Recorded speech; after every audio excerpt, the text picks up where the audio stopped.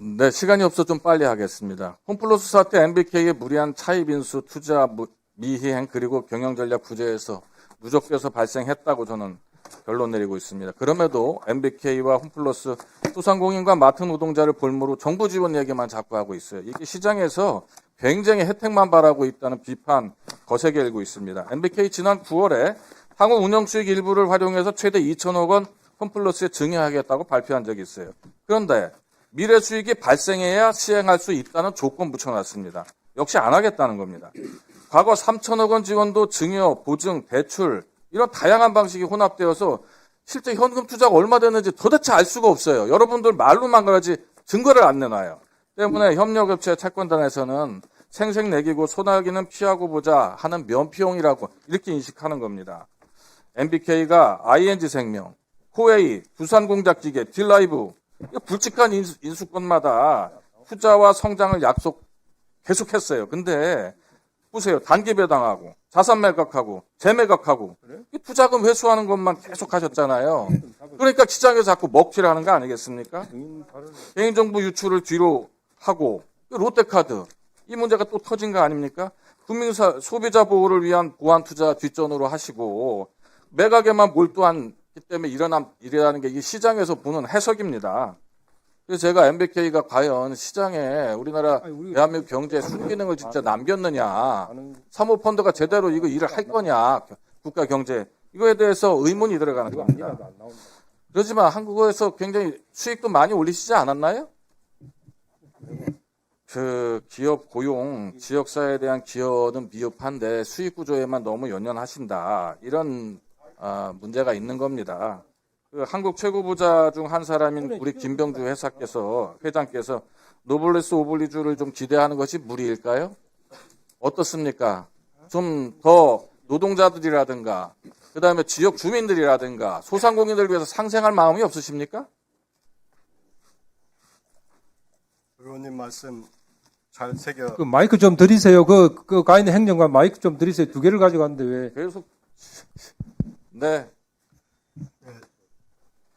자, 됐습니다. 제가 지금 시간이 없어서요. 끝나고나 답변하셔야 될 것 같아요.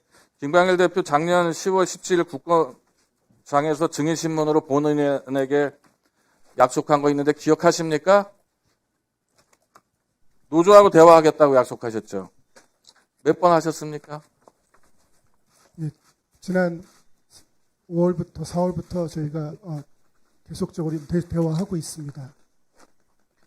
자, 지금 두 분께 이제 정상대금 미지급분 즉각적인 지급하시고 이자 보전에 대한 약속 좀 확실히 약속했으면 좋겠고 사제 출연 유동성 보강해야 되겠죠. 입점업체 노동자에 대한 피해 보상 계획을 국민 앞에 분명히 제시하셔야 됩니다. 저희가 회생 절차 이후에 소상공인에 대한 회생 채권은 전액 변제했습니다. 현재 지금 대기업들 회생 채권하고 금융 채권자들이 저희가 남아 있는 부분이고요. 이 부분은 회생 성공적으로 마무리해서 변제하도록 하겠습니다. 국민께 심리적 끼쳐드려 죄송합니다.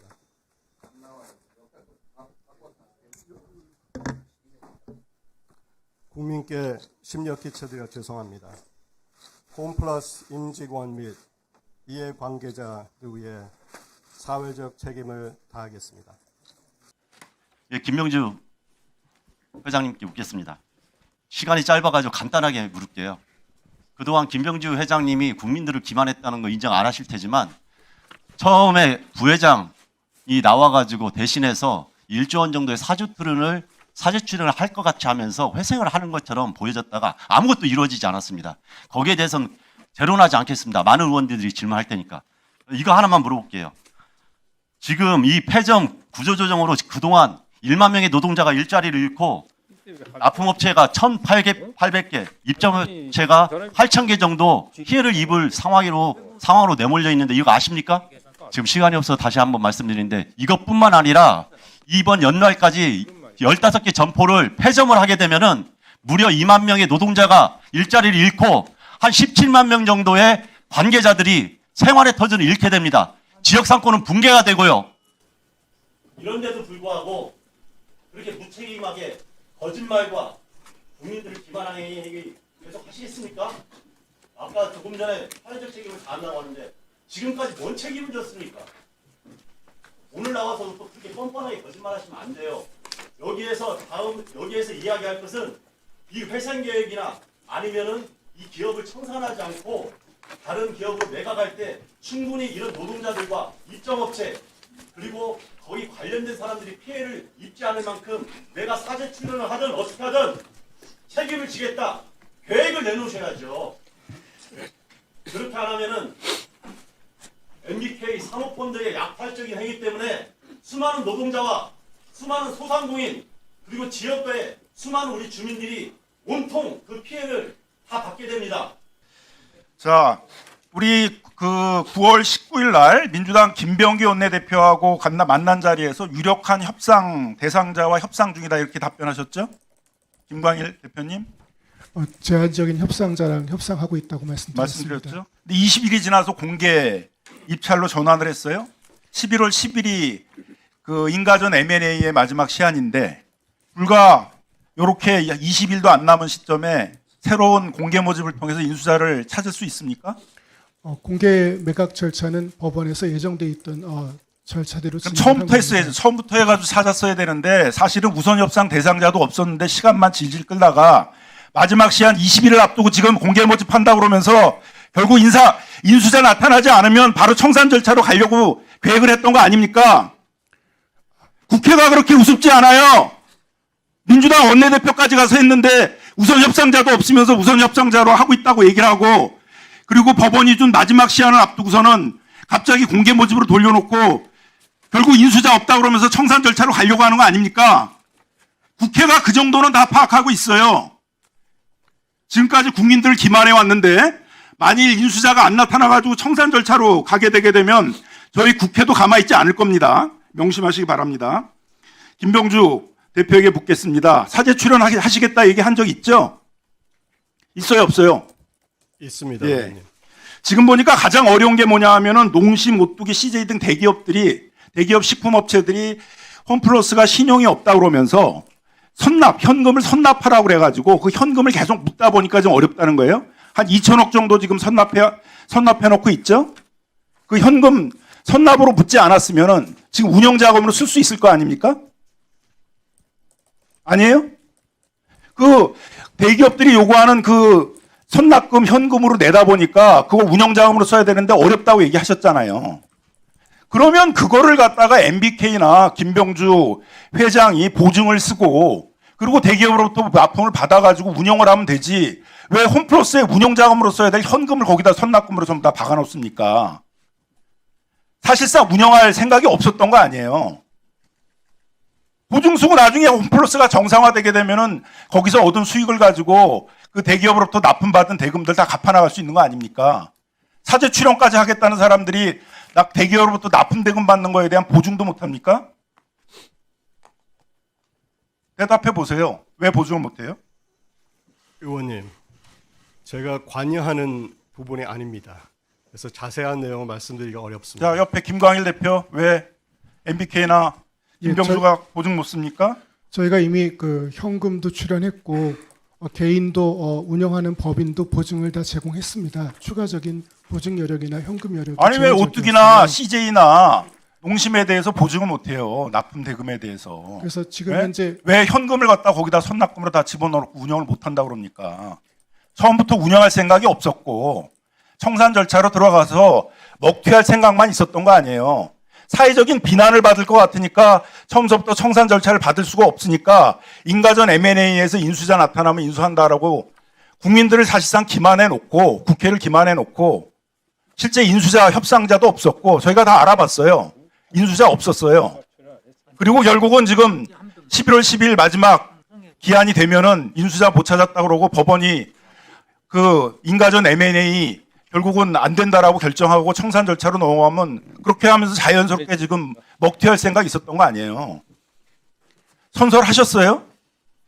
옛날하고 다릅니다. 우리 그냥 간담회 하던 그런 분위기 아니에요, 지금. 예, 뭐 인수자가 누구였습니까? 우선 협상 대상이었던 협상했던 회사가 누구예요? 저희가 9월 19일 날 우선 협상 대상자가 있다는 말씀드린 바가 없고요. 제한적인 제한적인 인수 희망자랑 협상 중이라고 그랬어요. 우선 협상자하고 그러니까 누구의 어디랑 협상을 했었어요 그때? 뭐 제한적인 인수 희망자랑 협의 누구랑 중이라고 했어요? 누구랑 말씀드렸고요. 협상? 그 누구랑 말씀은 협상을 했습니까? 여기 M&A 과정 때문에 여기선 좀 영업 좀 말씀드리기 좀 어려운 점 양해해 주셨으면 400도 감사하겠습니다. 저희가 알아보니까는 무슨 3천억 지금 현금 썼다 그러는데 400만 현금 썼고 나머지는 다 보증이었어요. 나중에 다 회수할 수 있는 거고. 홈플러스를 갖다 인수할 때 전단체 피해자들이 피해를 복구하려면 한 4,617억 정도를 현금으로 들고 들어올 수 있는 기업이 있어야 되죠. 운영자금도 정상화되기까지 한 2천억 정도 들 거예요. 그죠? 그럼 그런 인수 조건으로 협상을 했습니까? 예, 뭐 저희가 초기에 인수 자금으로 인수 협상자가 누구예요? 왜 대답 못합니까? 알고 있는 건 대답 못하는 것도 있어요.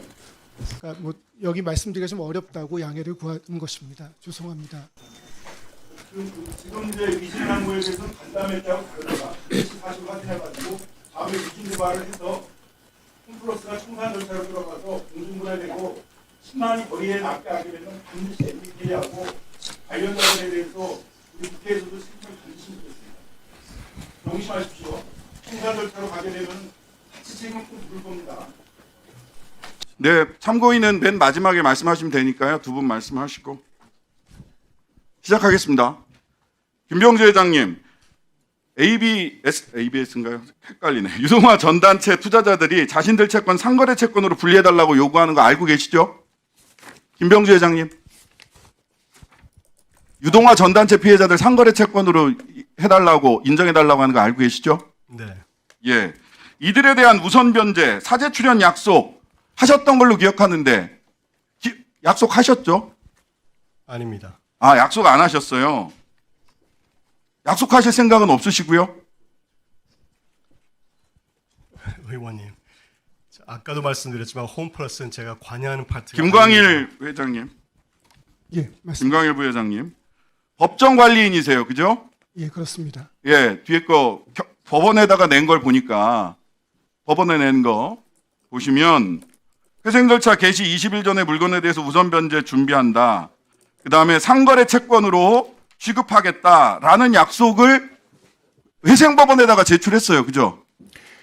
이걸 이렇게 써서 냈어요? 안 냈어요? 그 말씀 드리시고 네. 보세요. 저 의견서의 내용은 상거래 채권 우선 변제 부분하고 전단체를 상거래 채권 취급하는 두 가지가 다른 의견입니다.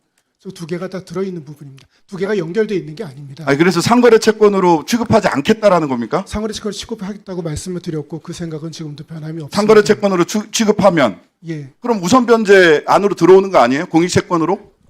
회생 계획을 짤 때 공익 상거래 채권이 우선 변제 받는 건 맞습니다. 그런 면에서 맞는 말씀이십니다.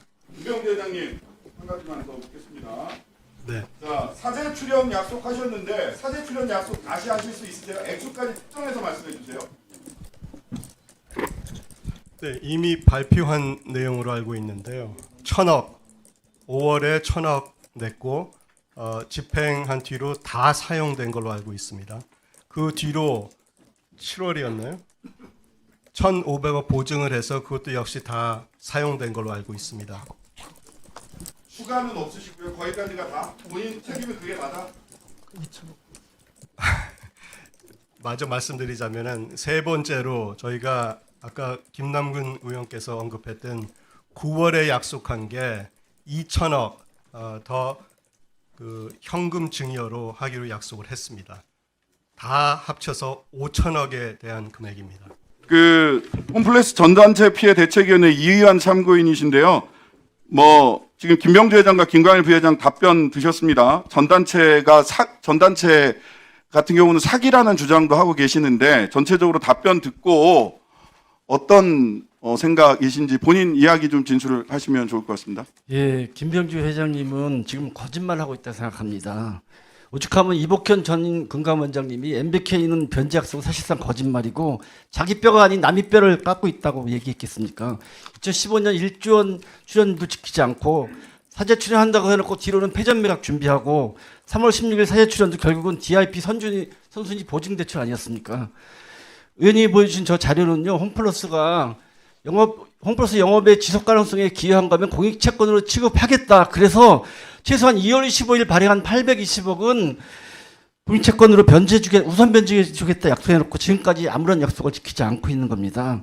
저희가 사기라고 주장하는 거는 작년 12월부터 올해 2월까지 갑자기 전단체 발행량이 982억 32%가 전년도보다 늘어납니다. 그래서 회생을 염두에 두고 미리 전단체 돈을 저희 돈을 끌어다 쓰고 사기친 거 아니냐고 보는 겁니다. 김병주 회장님은 대한민국 최고 자산가 1위라고 합니다. 그런데 제 눈에는 부자로 안 보입니다. 많이 가진 자가 부자가 아니라 많이 베풀어서 부자라고 하는데 제 눈에는 김병주 회장님은 사기채권 발행 운영사의 회장님처럼 보입니다. 진정한 부자로서의 면모와 품격을 보여주십시오. 저희 피해자들은 평생 모은 피가 큰 돈으로 8개월째 돌려받지 못하고 있습니다. 지옥 같은 하루하루를 보내고 있습니다. 회장님께는 인력이 푼돈일지 몰라도 저희들한테는 내일 죽을 수 있는 돈이고 조그만 기업을 운영하는 사장님들은 지금 파산 위기에 몰려 있습니다. MBK 홈플러스는 저희 피해자들의 돈을 당장 돌려주시고 국민 앞에 약속한 건 진짜 진정으로 좀 지켜주시기를 간절히 호소드리고 있습니다. 감사합니다. 예, PPT 1번 보시죠. 김광일 부회장님. 예, 김광일 부회장님. 지난 3월 14일 기자간담회에서 보면은 PPT 여기 보시면 됩니다. 갑작스러운 신용등급 하락으로 단기 유동성 문제가 불거졌다. 그것 때문에 기업 회생 절차를 했다. 이렇게 말씀하셨죠? 예, 맞습니다. 예, PPT 2번 보시면 국회에 나오셔서도 단기 유동성 압박을 해결하기 위해 신청한 것이고 이렇게 말씀하셨죠? 예, 그렇습니다. 맞죠? 예.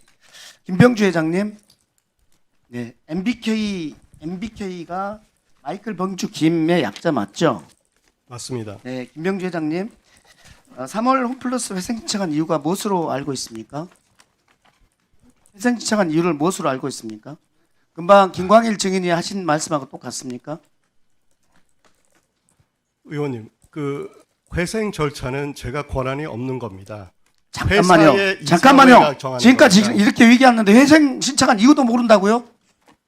말이 됩니까? 장난합니까 지금? 아니, 말씀해 주세요. 회생 신청한 이유에 대해서 금방 김광일 부회장이 얘기한 것이 맞느냐라고 물었잖아요.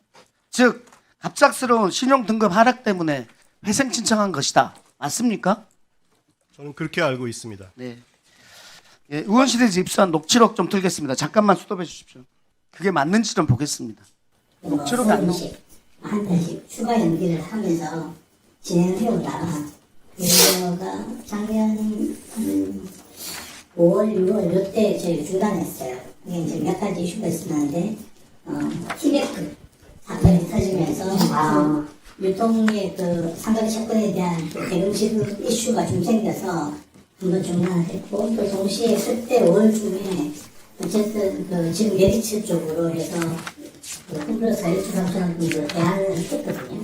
그래서 자금을 그때 유통하면서 이제 좀 충분히 되었는데 결국은 그 플로가 계속 안 좋았어요.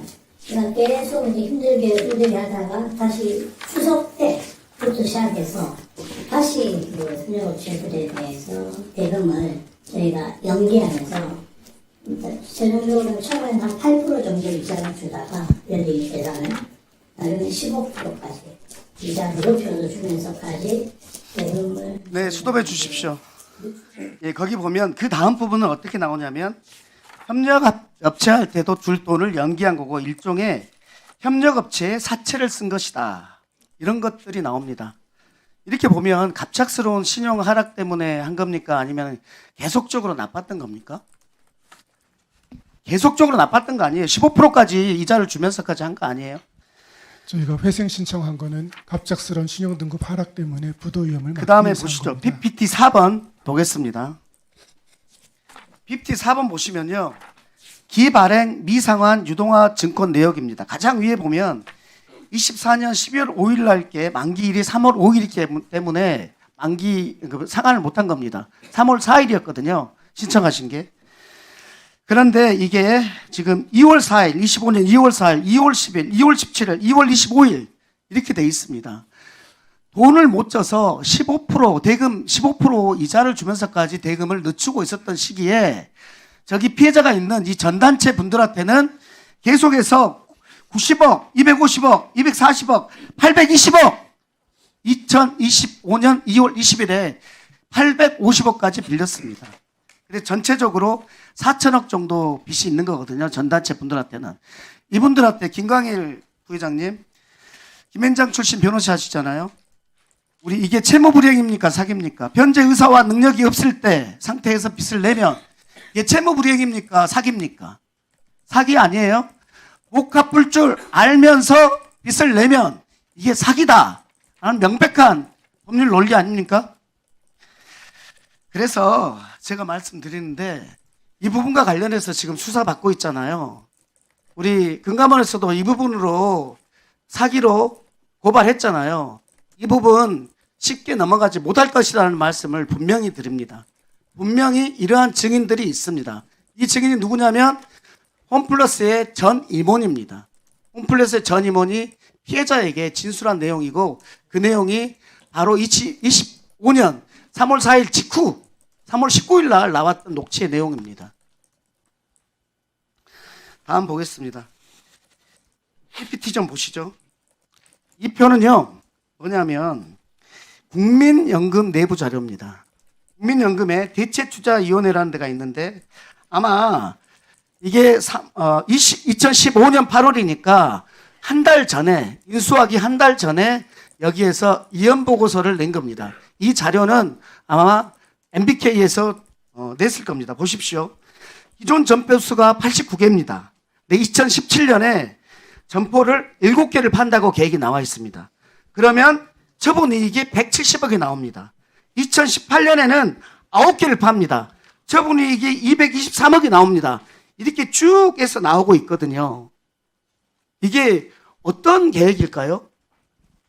이게 어떤 계획이냐면 홈플러스를 인수하실 때 MBK에서는 홈플러스를 소비자 유통기업이 아니라 부동산 자산 묶음으로 해서 생각한 겁니다. 이것들을 이렇게 팔아가지고 현금 흐름을 만들고 이익을 빼내겠다라고 생각한 겁니다. 어떻게 생각하십니까? 그렇게 해서 현금 흐름이 어려워졌어요. 현금 흐름이 어려워지니까 왜냐하면 임대료를 내야 되니까 그런 상태에서 현금 흐름을 늦추기 위해서 15%를 주고 대금을 미뤘다라는 겁니다. 어떻게 생각하세요? 송구합니다만 제가 저 자료는 잘 모르는 자료고요. 그래서 제가 지금 이 사안에서 수사를 받고 있기 김병주 때문에 회장님, 자세한 설명이 좀 어렵습니다. 아까 사회적 책임 지시겠다고 했잖아요. 네. 롯데카드도 지금 무리를 빚고 있고 이 홈플러스도 이러고 있는데 어떤 사회적 책임을 지겠다고 하신 것인지에 대해서 간단하게 말씀해 보세요. 홈플러스에 대한 사회적 책임은 이미 말씀드린 것 같고요. 롯데카드는 제가 잘 모르는 상황이지만 사회적 책임을 말했다고요? 그만하세요. 권대영, 김세훈 수석부위원장님, 지금 이건 물었잖아요. 이세훈 그 금감원 수석부위원장님 예, 고발을 하셨잖아요. 예, 그렇습니다. 고발을 하셨기 때문에 이 상황에 대해서 어떻게 생각하시는지 잠깐만 얘기해 주십시오. 예, 저희가 조사한 결과에 대해서 말씀하신 혐의에 대해서 검찰에 통보를 한 상황이고 지금 검찰에서 수사를 하고 있습니다. 그래서 조만간 수사가 이루어져서 사실관계가 확정될 걸로 생각을 합니다. 좀 전에 제가 말씀드렸던 그 MBK의 전 임원 그분에 대한 것은 확보되지 않았죠. 제가 드릴 테니까 이건 추가로 증거로 제출하시기 바라고요. 우리 금융위 권대영 부위원장님, 예. 이런 사모펀드의 반사회적 행위 어떻게 해야 됩니까? 이런 곳이 자기는 홈플러스 관여하지 않았다라고 하면서 사회적 책임 없다라고 하는데 어떻게 해야 됩니까? 어떻게 하시겠습니까? 예, 일단 MBK의 그 사회적 책임 좀 더 책임 있는 자세가 필요해 보이고요. 예, 이 사태를 계기로 우리 그 PF 제도에 좀 공과를 좀 따져서 좀 필요한 제도 개선을 좀 해 나갈 필요가 있다고 생각하고 있습니다. 정무위원회에서 어떤 정치적 공방이 아닌데 이렇게 여야 의원들이 목소리 높여서 증인 신문을 하고 또 이런 증인 국정감사를 하는 경우가 극히 드뭅니다. 저는 그 이유가 우리 여기 계신 많은 동료 의원님들이 전국 방방곡곡 지역을 다니다 보면 우리가 만나는 수많은 소상공인들이 저희들을 붙잡고 조금 전에 이 자리를 떠났습니다만 배민이라든지 쿠팡이라든지 그리고 MBK라든지 이런 이제 문제되고 있는 오늘 출석하신 분들 때문에 정말 하시는 말씀이 죽겠다, 살려달라, 이런 말씀들을 하세요. 아마 한 분도 빠짐없는 의원님들이 듣고 있는 말씀입니다. 그렇기 때문에 이런 증인들을 모시려고 했는데 또 수많은 사람들이 전화가 옵니다. 증인으로 안 하면 안 되겠냐. 그리고 좀 전에 보셨던 것처럼 어디에서 배운 건지는 모르겠지만 그런 증인 답변 기술을 배워서 시간을 끌려고 합니다. 그게 대한민국의 지금 현실이다라는 생각이 들고 이 모습을 꼭 국민 여러분들께서 봐주셔야 될 것 같고요. 그럼 김병주 증인은 아까도 보니까 홈플러스라든지 이런 데 부분에 관련돼서 전혀 관련이 없다라는 얘기를 하세요. 그러면 김병주 증인이 관여를 안 했다고 말씀드렸습니다. 김병주 증인은 좀 전에 보니까 또 롯데카드도 그렇게 얘기를 하시던데 롯데카드나 홈플러스나 뭐 이런 부분에 전혀 의사결정에 참여하지 않고 있죠? 맞습니다. 그럼 의사결정에 참여하고 있는 건 뭡니까? 의원님, 저희는 대기업이 아니고 저는 총수가 아닙니다. 예. 저희는 이제 그 PE 운영사고요. 잘 아시는 러펌들처럼 파트너십이고 우리 13명 파트너들이 각각 자기 분야를 담당해서 관여를 합니다. 제가 담당하는 파트는 펀드레이징, 자금을 일으키는 거고 그 자금을 받은 투자처들을 관리하는 겁니다. 그러면 지금 굉장히 억울하시겠네요. 본인은 담당하지도 않는 역할 때문에 국회에 나왔고 이런 여러 가지 질의를 받으시고 또 국민적으로 여러 가지 지탄과 비판을 받고 있는 굉장히 억울하신 입장이죠. 사회적 책임을 다 하려고 그러면은 합니다. 지금까지 많은 동료 의원들이 질의하셨고 또 질의하실 여러 가지 기업 인수와 관련된 부분이 있습니다. 딜라이브라든지 영화 엔지니어링, 네파, 홈플러스, 롯데 이거와 관련돼서는 전혀 펀드레이징만 하셨기 때문에 전혀 책임이 없으시죠? 사회적 책임은 다 있습니다. 사회적 책임은 그냥 도덕적인 말씀이신 거고 전혀 관련된 법적 책임이나 이런 건 없으시다는 얘기인가요? 말씀드린 대로 사회적 책임은 다 할 마음이 있습니다. 그러면 조금 전에 얘기한 것처럼 사제 출연이라든지 이런 것들 한 것도 굉장히 억울하시겠네요. 본인이 하실 역할도 아닌 우리 다 저도 법률가지만 자기의 책임과는 무관한 지금 사제 출연과 보증을 하신 그런 상황인 거죠? 그래도 제 회사고 제 사회고 그래서 사회적 책임을 지어야 된다고 생각을 합니다. 저는 지금 말씀하신 걸로 볼 때 롯데카드의 1,100억 원 정보보호 투자라든지 뭐 책임을 다하겠다라는 것도 잘 이행되지 않으리라고 생각이 됩니다. 왜냐하면 최근에도 보면 조자진 대표가 잘못했다고 고개 숙인 지 3일 만에 MBK에서는 보도자를 통해서 정보보호 예산 축소는 오해라고 이미 밝힌 바도 있습니다. 이런 걸 볼 때 이미 했던 얘기도 뒤집고 또한 여러 가지 기자회견을 통해서 당시에 자신도 모르게 국민들이 또는 언론에서 국회에서 비판하니까 나는 책임을 지겠다라고 했던 말 그대로 허언에 불과한 얘기들, 나는 나 책임이 전혀 없어. 이런데 왜 나한테 책임을 지우는 거야? 그런데 내가 그래도 돈이 좀 있으니까 한 이렇게 사제 출연도 하는 거야. 이렇게 생각하시는 지금 MBK의 최고 책임자가 있는 것으로 볼 때 앞으로 이 지금에 있는 홈플러스 문제뿐만 아니라 롯데카드의 이번 해킹 사태에 대한 향후 책임도 그 책임이 다 해지기는 좀 어렵지 않겠냐라는 생각을 하게 됩니다. 우리 권대영 위원장님 그리고 우리 금감원 부원장님도 지난번에 저희가 청문회 때 이 사모펀드에 대해서 얘기를 했었습니다. 제가 그때 그 챗GPT 가지고 했던 거 기억나시는지 모르겠습니다만 우리나라의 사모펀드에 대한 여러 가지 대책이라든지 이런 부분이 굉장히 미흡하다. 실질적으로 사모펀드라는 제도는 들어와 있는데 이거에 대해서 다른 금융선진국과는 다르게 전혀 이런 부분에 대한 대책이 없다. 연구 용역마저도 하나 제대로 된 게 없다라는 지적을 했었습니다. 그 이후에 이걸 개선하기 위한 지금 방안들 마련했습니까? 예, 저희가 그때 국회 지적도 있고 해서 저희가 연구 영역을 거의 마쳤습니다. 언제 발표하십니까, 위원장님? 예, 올 연내에 그 구체적인 방안을 저희가 발표하려고 저는 국민 여러분들께서도 보고 계시는 것처럼 금감원도 하실 말씀 있어요? 예, 지금 금융위랑 협의해서 같이 마련하고 있습니다. 저는 이 사모펀드가 조금 전에 보시는 것처럼 본인들의 책임은 외면한 채 오로지 과실만 이렇게 수취해가고 그 피해는 오로지 국민들한테 넘기는 모습이 현재의 모습이라고 생각하고 이와 관련된 강력한 제도적인 보완책과 규제가 있어야 된다고 생각합니다. 네, 이상입니다. 예, 김병주 회장님. 네. 그 국민 여러분께 드리는 말씀이 이거 혹시 본 적 있습니까? 네. 이 관여를 누가 하셨어요? 이 MBK 우리, 파트너 스트림 예, 미디어 릴레이션스가 작성하고 제가 봤습니다. 보셨죠? 네. 여기 내용에 보면요, 이 사과문에 보면은 인가전 M&A 인수인의 자금 부담을 덜어주기 위해서 최대 2천억 원을 홈플러스에 무상으로 추가 증여하겠다 이렇게 되어 있습니다. 그렇죠? 네. 요 얘기는 만약에 인수인을 찾기 전에 홈플러스가 파산하거나 아니면 인수자가 나타나지 않으면 2천억을 증여하지 않겠다 이렇게 해석이 되는데 맞습니까?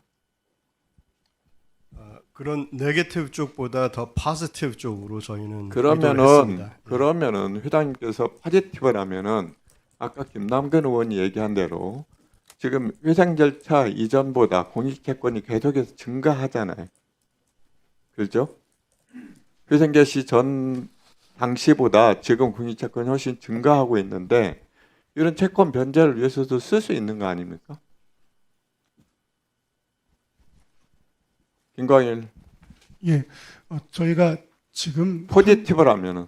예, 근데 현재 지금 저희가 2천억을 조달할 수 있는 방안이 저희가 없습니다. 아니 그러니까. 예. 그럼 지급 보증이라도 하겠다고 하면 되는 거 아니에요? 아니면 말로라도 무슨 확인서를 써도 되는 거 아니냐고요.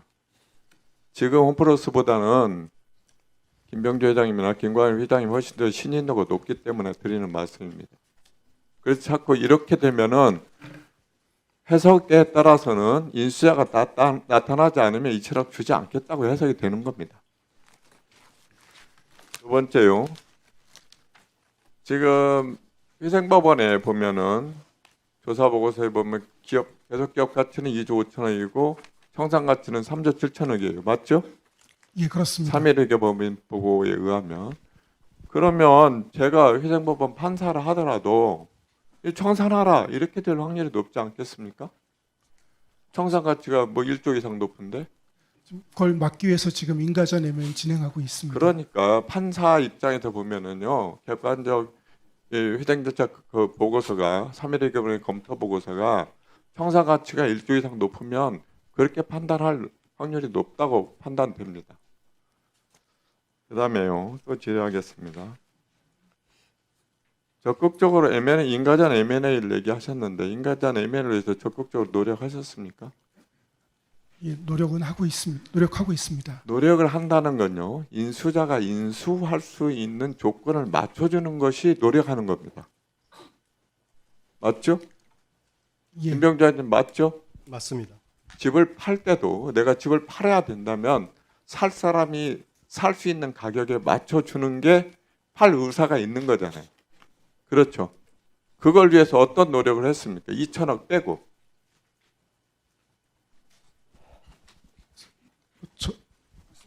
여러 군데 인수 희망자들한테 가서 인수 희망자는 컨택했다고 생각이 됩니다. 그러나 인수 희망자가 인수할 때 내세우는 조건에 맞추기 위해서 2천억 빼고 어떤 노력을 했냐고 묻는 겁니다.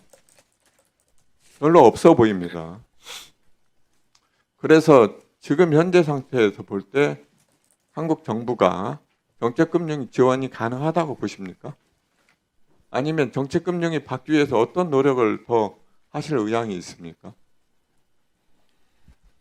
정책금융 부분은 저희가 답변 드릴 수 있는 부분이 아닌 것 같습니다. 그건 죄송합니다. 아닙니다. 절대 그렇지 않습니다. 이 정책금융이라는 거는 국민적 공감대를 뒤로 하고 있는 겁니다. 지금 30만 이해 당사자가 있기 때문에 김병주 회장님이나 우리 김광일 부회장이 어떤 정도의 최대한 노력을 하느냐에 따라서 국민의 여론을 움직이는 겁니다. 그래서 그런 게 부족하다고 보이는 거예요. 제가 볼 때는 현재 자금 사정이 매우 안 좋죠. 며칠 버틸 수 있습니까? 저희가 뭐 어려운 건 맞습니다. 뭐 100억 미만이죠. 근데 며칠이라고 운영자금- 말씀드릴 수 있는 상황은 운영자금 100억 미만이죠. 매일같이 잔고가 좀 틀렸어요. 낮은 수준은 맞습니다, 의원님. 제가 알기로 언뜻 듣기로 10억이라고 들었습니다. 그래서 굉장히 지금 화급한 상황인데 김병주 회장님, 제가 볼 때는 사회적 책임을 다하겠다고 지금 사회적 책임위원회 만드셨잖아요, 그렇죠? 네. 김병주 회장님께서 아까 제가 말씀드린 여러 가지 이유로 2천억이 아니라 내가 할 수 있는 한은 처음에 인발부할 때 400억 소상공인을 위해서 내놓으셨잖아요, 그렇죠? 그 지급보증도 좀 쓰시고 이자 지급보증도 쓰고 여러 가지 3천억이라고 주장하지만 저도 논란의 여지는 있다고 봅니다. 그런데 지금 이 상황에서 김병주 회장님께서 대한민국과 대한민국 국민 이 사회적 책임을 위해서 조금 더 진정성을 보여야 된다 이렇게 생각합니다. 그럴 의향은 있으십니까? 말씀의 취지는 충분히 이해했고요. 네. 노력은 하겠습니다만 김 부회장도 말씀드린 대로 우리 법인과 개인 자금 여력이 부족합니다. 네. 현재로서는 그게 못 하는 겁니까? 안 하시는 겁니까? 못하는 겁니다. 못 하시는 겁니까? 아니, 대한민국 최고의 부자라고 지금 포브스에 나오고 재산이 뭐 14조라고 나오는데 그래도 그게 안 하시는 걸로 저는 보이지 이 않습니까? 잡지에 이거 어떻게 가치 평가하는지 잘못된 물어보고 겁니까? 싶습니다. 제 생각에는 우리 법인 가치를 매긴 것 같은데 잘 아시겠지만 저희는 비상장 회사입니다. 네. 유동할 수 없는 가치입니다. 네. 제가 그 주식을 팔아서 유동화 해가지고 재산을 만들 수 있는 그런 구조가 아닙니다. 그걸 좀 이해해 주시기 바랍니다.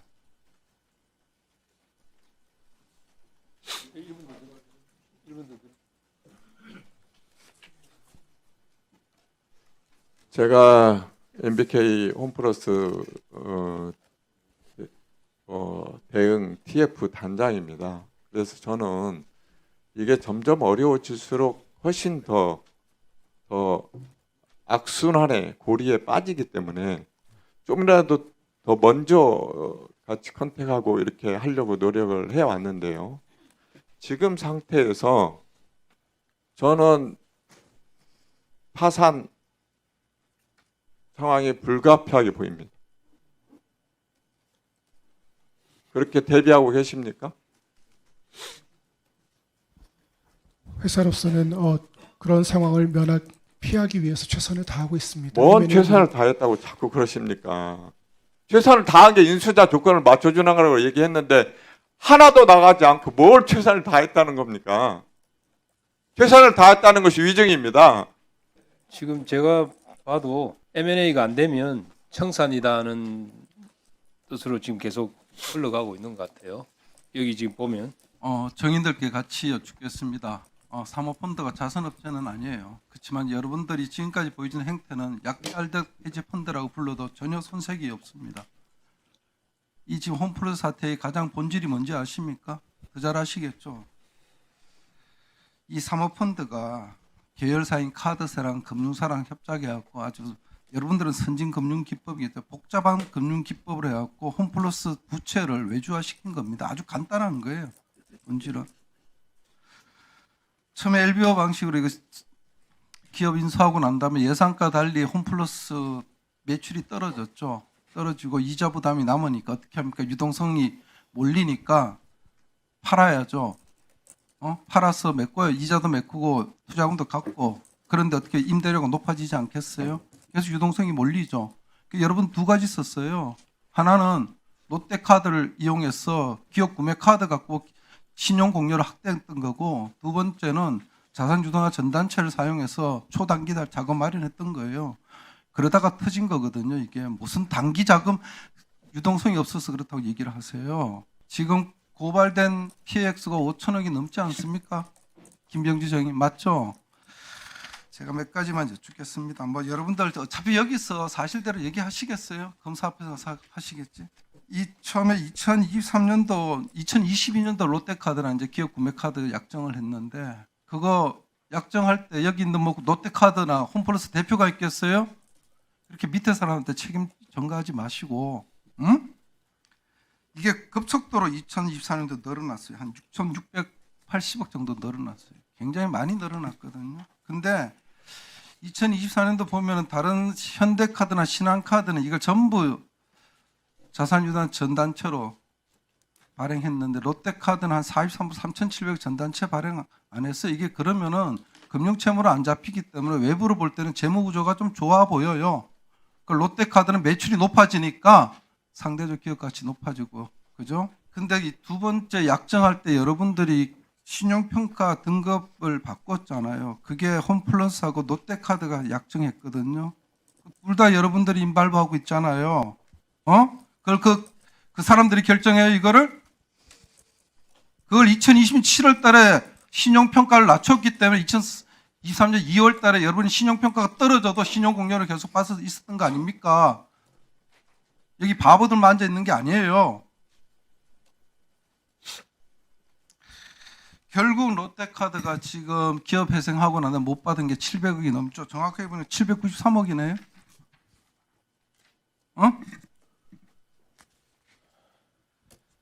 여러분들 이것만 했어요. 롯데카드 받아가지고.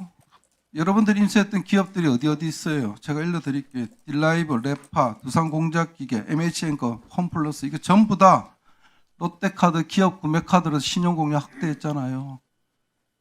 아니에요? 그것도 모른다고 얘기할 거예요? 일반 대출도 여러분들도 늘어났잖아요. 계속해서.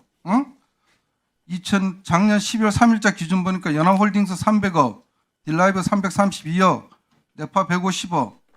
다 이거 신용공여 됐잖아요. 그래서 대주주 신용공여 비율이 얼마예요? 23.14%예요.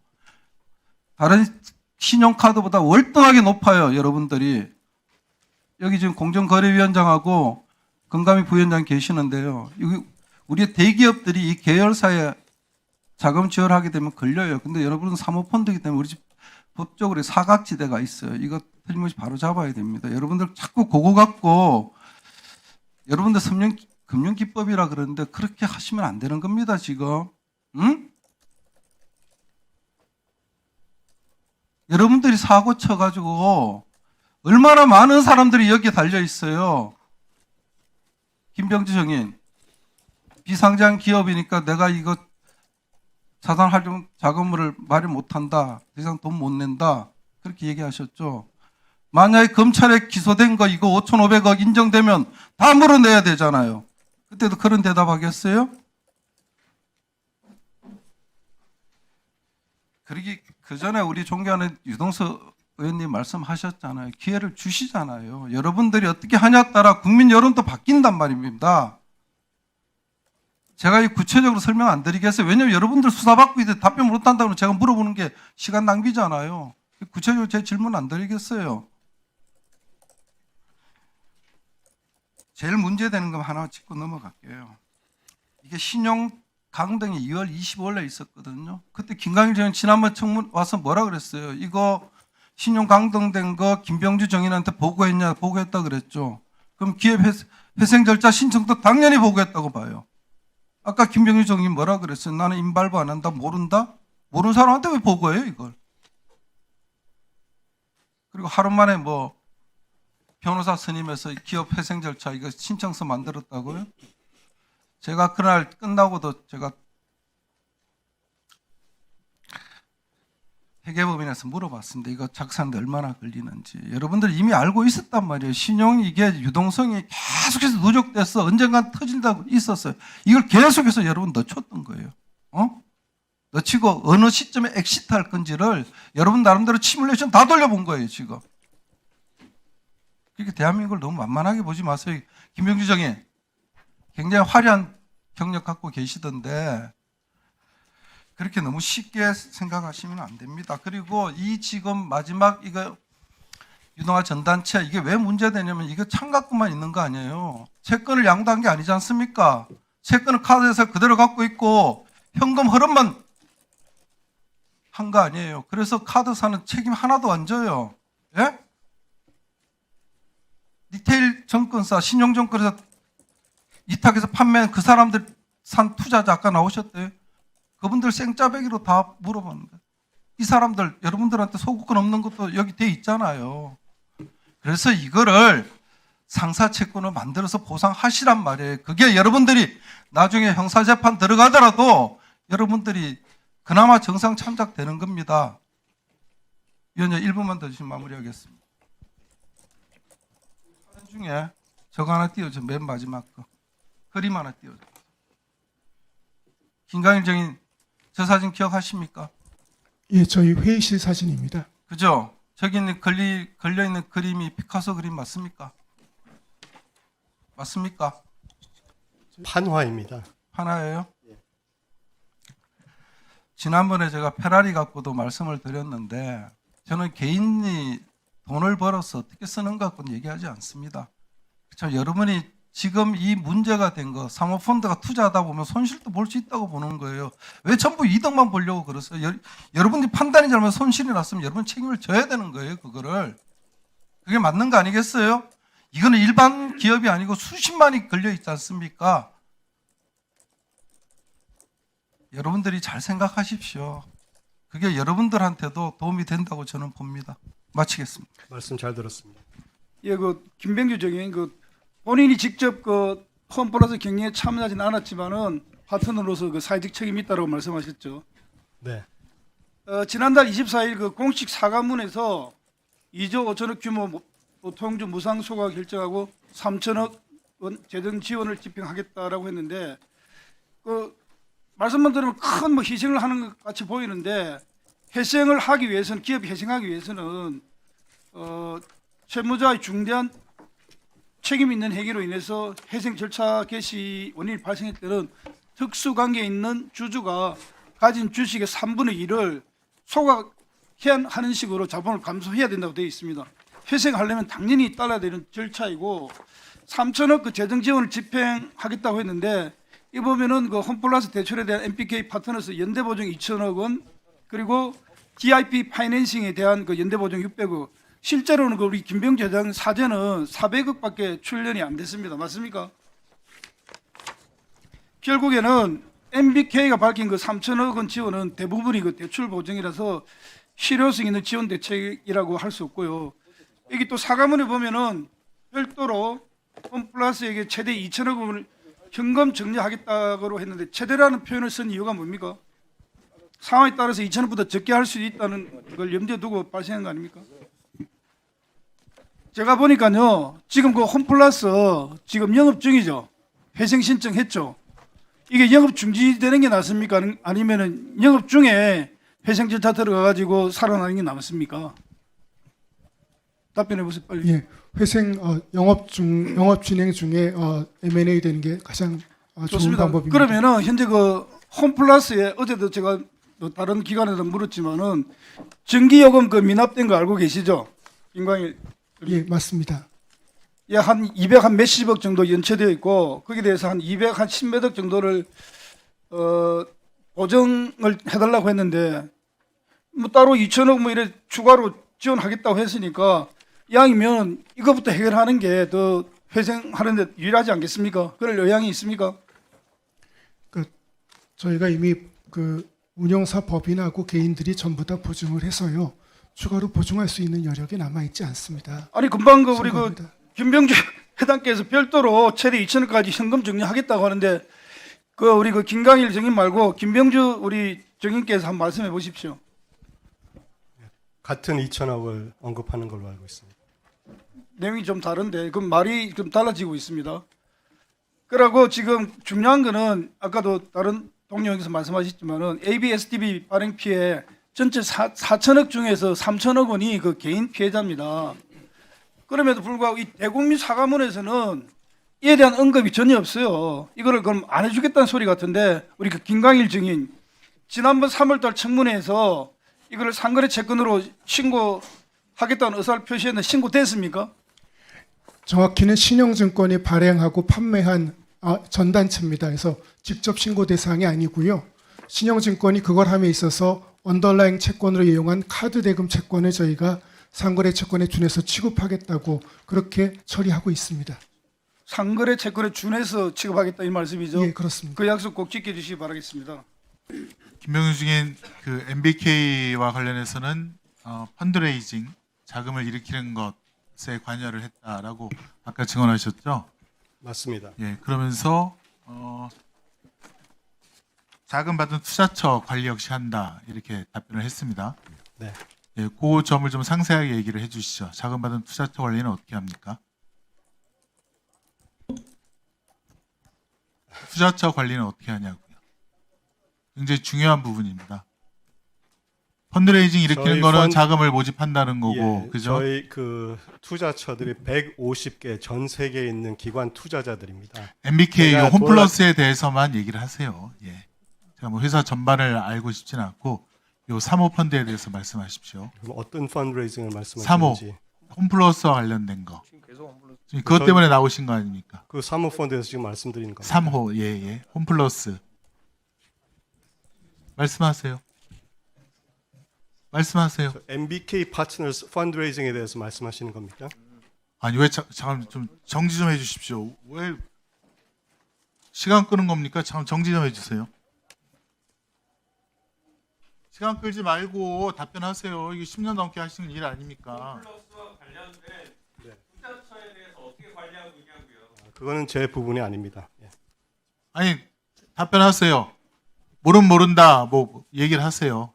아니 제가 관여하는 파트가 관여한 바 아니라고 없다. 홈플러스에 대해서 계속 질문할게요. 펀드레이징에 대해서 한다고 말씀드렸습니다. MBK 파트너스 펀드레이징에 대해서. 그러면 3호 펀드에 대해서는 펀드 레이징만 했다는 것입니까? 많은 아니지만 예, 그 중에 하나입니다. 그 다음에 투자처를 관리한다고 아까 증언했잖아요. 홈플러스 이 인수할 때 투자한 업체들에 대해서도 어떤 정보를 공유하거나 관리를 했다는 뜻으로 읽혀지는데 그럼 뭘 했다는 겁니까? 질문의 취지를 제가 하는 일은요. 펀드를 모으는데 MBK 파트너스의 펀드를 모으는데 LP relations를 관여하고 있습니다. 홈플러스에 관한 게 아니고요. 자, 그러면 홈플러스에 투자한 투자처들이 있을 거 아닙니까? 아까 투자처도 관리한다 그랬잖아요. 그거는 관리를 전혀 안 한다는 겁니까? 안 하는 겁니다. 예, 전혀 관리를 안 했다. 우리 펀드의 투자처가 홈플러스에 들어가 있는 한 제가 관리를 하지만 홈플러스만 위해서는 관여를 안 합니다. 아니 지금 무슨 얘기를 하는 거예요? 그럼 홈플러스에 투자한 투자처를 관리는 계속 하고 있다는 말씀이죠? 아닙니다. MBK가 1호부터 6호까지 있지 않습니까? 그럼 1호부터 6호까지의 펀드레이징은 본인이 했다는 겁니까? 네. 주도를 했습니다. 주도를 했다. 6호가 고려아연과 관련된 것이죠? 맞습니다. 좋아요. 그러면 MBK 펀딩할 때 3조 7천억 정도 모았는데 그거는 맞습니까? 어느 펀드를 의미하시는 3조 7천억이라는 펀드는 없습니다. 홈플러스. 또 역시 홈플러스 말씀하시는 것 같은데 자, 다시 한번. 홈플러스는 저희 펀드 안에서 저희가 피투자처가 95개가 있었습니다. 그 중에 하나입니다. 그러니까 거기에 들어간 홈플러스 투자처를 관리하고 그것이 어떻게 구성되는지 본인이 다 아는 거 아닙니까? 아닙니다. 자, 다시 한번 질문하겠습니다. 2015년 홈플러스 인수를 위한 블라인드 펀드 결성 시 그것이 3호와 3-2호 펀드인데요. 블라인드 펀드. MBK GP머니가 1%고 LP머니가 99%로 이루어진 것은 맞습니까? 맞습니다. 그건 알고 있습니까? 자, 그러나 지난 10년간 MBK가 관리 보수로 5천억 원, 성과 보수로 7천억 원, 총 1조 2천억 원을 수취했다고 하는데 맞습니까? 그거는 왜곡된 수치입니다. 아니, 답을 하세요. 왜곡됐다. 뭐가 맞아요, 그러면? 얼마예요? 저희가 손해 보면은 홈플러스만 하나 가지고 그 2조 5천억을 소각한다고 말씀드렸습니다. 관리 보수 얼마 받았습니까? 그거 말씀드리겠습니다. 그거에 대해서 저희가 합산을 합니다. 그 정도 아니, 저희가 시간이 없으니까 합산을 관리 보수는 해가지고 얼마 관리 보수 받았습니까? 다 돌려줍니다. 관리 보수 성과 보수에서 다 얼마 받았습니까? 수치를 얼마 받았습니까? 그래서 총 제로에 마이너스입니다. 다 돌려줘야 되기 때문에 소각했기 때문에요. 성과 보수는 하나도 없습니다. 자, 소각은 지금 그 나중에 소각하고 남은 건 얼마예요? 소각하기 전에는 얼마를 받았어요? 그러면 수취한 게. 자, 모릅니까? 아니, 다시 한번 죄송합니다. 지난 10년간 성과 보수를 말씀하시는 겁니까? 자, 지난 10년간 관리 보수로 초기에는 1.75%, 만기 후 연장 시에는 1.5%를 받죠. 맞습니다. 성과 보수로는 수익률 8% 초과분에 대해서 20%를 받는 것으로 정했죠. 맞습니다. 그래서 이 관리 보수에 기해서 지난 10년간 총 5천억 원, 그다음에 이 성과 보수 규정에 기해서 지난 10년간 7천억 원, 합해서 1조 2천억 원을 보수를 수취했다고 하는데, 거의 다 돌려줘야 됩니다. 아니, 그러니까 받은 건 맞아요? 펀드가 청산될 때 합산을 합니다. 아이, 잠깐만, 월급 5천억과 받은 7천억을 받은 건 성과 맞습니까? 보수 받는 거나 상관이 없어요. 나중에 다 합산해서 돌려주게 돼 있어요. 받은 건 맞습니까? 받은 건 맞습니다. 다른 1조 2천억 받은 건 맞다는 거죠? 이와 관련된 자료인 금액에 대해서는 확인해 드리겠습니다. 예. 아, 정말 여기 오기 전에 변호사라든가 누구 만나서 좀 논의를 했습니까? 굉장히 위증이라든가 진실을 밝히는 데는 피해 가려고 지금 노력을 하는 것 같습니다. 아니, 전혀 아닙니다. 죄송합니다. 그런 의도는 전혀 없습니다. 지금 MBK 정관이라든가 설립 신고서 금감원에 제출했습니까? 안 한 거로 알고 있는데. 그 한국 파트에 대해서는 아니, 알면 안다, 모른다라고 대답하세요. 본인이 알고 있는 거를 제가 묻는 거 아닙니까? 모릅니까? 모릅니다. 모른다. 그다음에 정관에 따르면 이 홈플러스 MBK 펀드가 미국 법에 적용을 받는 해외 펀드, 역외 펀드라는데 맞습니까? 맞을 것 같습니다. 예. 맞을 것 같습니다. 네. 지금 재판 권한은 어디서 지금 갖고 있습니까? 재판을 하면 미국 법원이 합니까? 한국 법원이 합니까?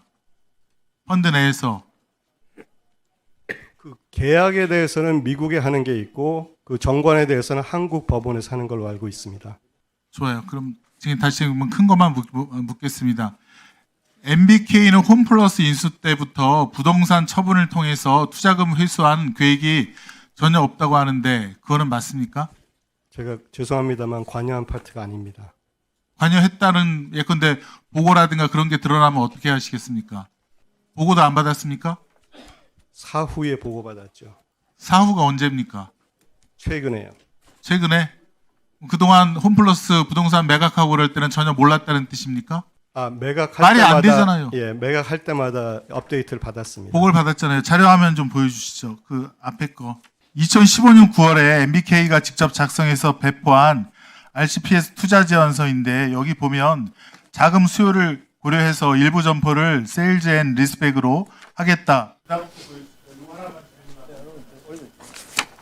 세일즈 앤 리스백 수요를 얻을 수 있다라고 이게 2015년 자료에 있는데 지금 본인이 펀드 레이징을 했고 투자처에다가 투자를 하기 위해서 이런 것들이 설명이 필요해 보입니다. 근데 본인은 몰랐고 지금 나중에야 사후 보고를 받았다고 지금 대답을 변경했는데 이거 2015년 9월 달 이 자료 본 적 있습니까? 없습니까? 2015년에는 안 9월. 봤습니다. 그럼 언제 봤습니까? 그럼 전혀 몰랐다는 얘기예요? 아니, 자세히는 모르겠는데 최근에 봤습니다. 예. 최근에야 봤다. 그러니까 세일즈 앤 리스백 이걸 안 보고 어떻게 투자처한테 설명을 하고 돈을 받고 어떻게 회수하겠다라고 설명을 하면서 투자를 모집합니까? 저희 펀드레이징에 대해서 좀 오해가 있으신 것 같은데요. 펀드레이징은 한 번에 하는 겁니다. 이 투자는 10년간 개별적으로 하는 거고요. 2015년 9월 자료 아닙니까? 처음에 홈플러스 인수하면서 설명하는 그 자료에 들어갔던 거 아닙니까? 그 펀드는 아마 2010년이나 2012년에 구성됐을 겁니다. 경찰 수사 받으셨나요? 받고 있습니다. 본인이 경찰청에 출두했습니까? 한 적 없습니다. 정확하게 얘기하세요. 뭘 경찰청 수사를 본인이 간 적이 없으면서 뭘 수사를 자. 받는 거예요? MBK랑 동일시하는 거만. 자, 마무리해야 돼. 네, 먼저 오늘 이 자리가 이제 MBK가 홈플러스 사태를 어떻게 처리하느냐에 대해서 저희 지금 여야 국회의원들뿐만 아니라 그 금융당국, 정부 당국자 분들하고 국민들께서 지켜보고 계신다. 그래서 이 문제들을 오늘 이 국감장만 대충 이래저래 피해가서 넘어간다라고 생각하면 절대 오산이다. 이걸 어떻게 처리하느냐는 향후에 다 밝혀질 것이고 그에 상응하는 조치들을 국회와 우리 정부 당국에서 할 것이다. 그래서 오늘 이 자리가 MBK와 홈플러스가 신뢰를 정말 받을 수 있는 좋은 기회다라는 말씀을 먼저 제가 드립니다. 그런데 지난 25년 3월 4일 날 기습적으로 회생 신청한 이후에 지난 6개월 동안에 보여준 MBK와 홈플러스의 태도들은 전부 저희가 봤을 때는 거짓말로 일관했습니다. 그러면서 겉으로는 사회적 책임, 운운하고 사과문 게시하고 뭐 사죄 출원하겠다 이렇게 했지만 구체적인 내용으로 들어가면 전부 다 노력하겠다, 최선을 다하겠다 이렇게 하면서 다 피해갔어요. 근데 결국은 지금 그래서 마지막에 이제 거기 그 홈플러스의 입점 노동자들, 입점업체, 협력업체, 전단체 피해자들 등등해서 10만 명, 가족까지 포함해서 30만 명이 넘는 사람들이 울부짖고 국회에서 나서서 계속해서 문제 지적하니까 청산 전에 인가전 M&A를 통해서 매각하겠다 이렇게 했거든요. 근데 그것도 아까 김남근 의원의 말에 의하면 계속 이렇게 인수자가 있는 것처럼 그렇게 또 거짓말 비슷하게 하다가 아까도 계속 그런 식이에요. 그런데 실체는 몰라. 누군지 말할 수 없대요. 항상 그런 식이죠. 그런데 갑자기 공개 입찰을 합니다. 근데 공개 입찰 조건도 인수자가 인수할 수 있는 조건인지도 몰라요. 그러면서 최선을 다하고 있다. 근데 이게 지금 10월 11일까지 기간입니다. 이제 한 달도 안 남았어요. 그때 되면 법원에서는 당연히 청산 가치가 높기 때문에 청산하겠죠. 이런 식으로 결과가 나오면 MBK는 이제 국내에서 영업 못합니다. 그 경고를 먼저 좀 드리면서 제가 좀 말씀드릴게요. 이 지금 제가 아까도 오전에 우리 공정위원장한테 질의하면서 이 사모펀드의 규제 완화 정책을 최대한 악용해서 MBK가 사익은 챙기면서 손실은 사유화시키는 먹튀 행각을 반복적으로 하고 있다라고 얘기했잖아요.